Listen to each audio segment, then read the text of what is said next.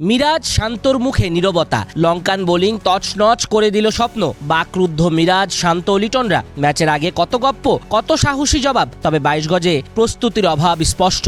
পূর্ণ ক্যাপ্টেন্সির অভিষেকে মিরাজের প্রথম সিরিজ হার, 99 রানের পরাজয় তৃতীয় ওয়ানডেতে। ফলে ট্রফি 2-1 ব্যবধানে জিতে নিল শ্রীলঙ্কা। এ নিয়ে টানা 8টি ওয়ানডে সিরিজ জিতল শ্রীলঙ্কা। দায়িত্ব, পেশাদারিত্ব।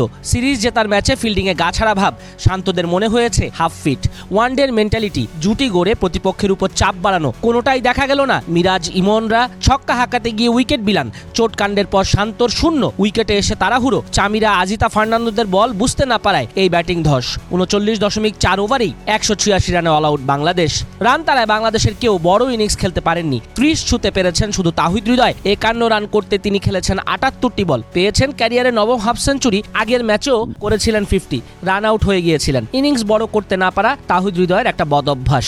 51 রান করে চামিরার বলে বোল্ড আউট হয়েছেন হৃদয়। এছাড়া ভালো শুরু করেও পারভেজ হোসেন ইমনের 28, মেহেদী হাসান মিরাজের 28 রান করে ফিরে যাওয়া দলকে ভুগিয়েছে। শেষ দিকে 27 রান করেন জাকের আলী। শ্রীলঙ্কার পক্ষে 3টা করে উইকেট নেন 2 পেসার দুশমান চামিরা, আজিতা ফার্নান্দো। পুরো ইনিংসেই পায়ের চোট নিয়ে বোলিং করেও হাসারাঙ্গার শিকার 2 উইকেট।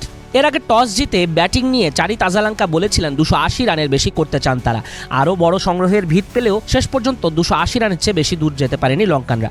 7 উইকেট হারিয়ে 285 রানে থামে স্বাগতিকদের ইনিংস। সিরিজ জিতে মোটামুটি কঠিন লক্ষ্যই পায় বাংলাদেশ।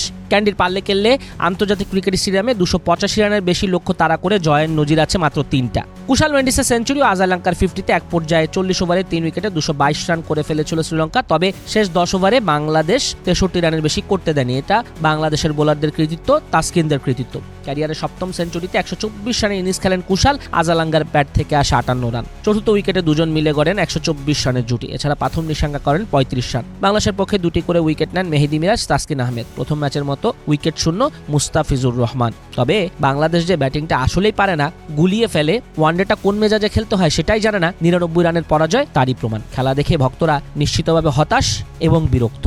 তবে খুব বেশি বিরতি পাচ্ছে না মিরাজরা। এবার লিটনের দায়িত্ব। লিটনের নেতৃত্বে 3 ম্যাচ টি-20 সিরিজ শুরু হচ্ছে 10 তারিখ থেকে।